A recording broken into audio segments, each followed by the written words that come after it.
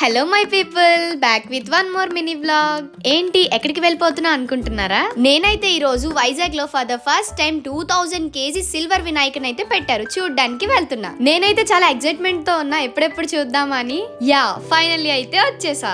Wow, బయట set అయితే చాలా బాగా వేశారు, చూడండి ఎంత బాగుందో. ఇంతలోపు శ్రీకాంత్ అన్నయ్య అయితే వచ్చేసారు. ఇంకా లేట్ చేయకుండా మేమైతే లోపలికి వెళ్ళిపోయాం. లోపలైతే చాలా మంది క్రౌడ్ ఉన్నారు. వావ్, సిల్వర్ గన్ పైన దగ్గర నుంచి చూస్తే నా రెండు కళ్ళు అస్సలు సరిపోలేదు.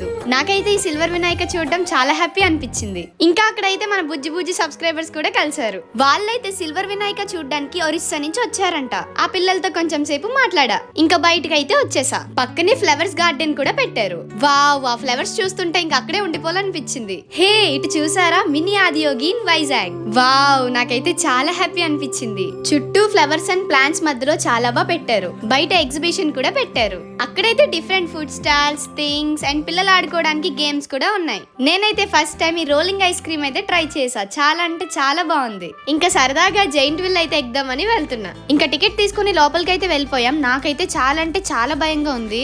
వామ్మో, ఇంకా స్టార్ట్ అయిపోయింది. నా అరుపులు గోల్ అయితే మామూలుగా లేదు.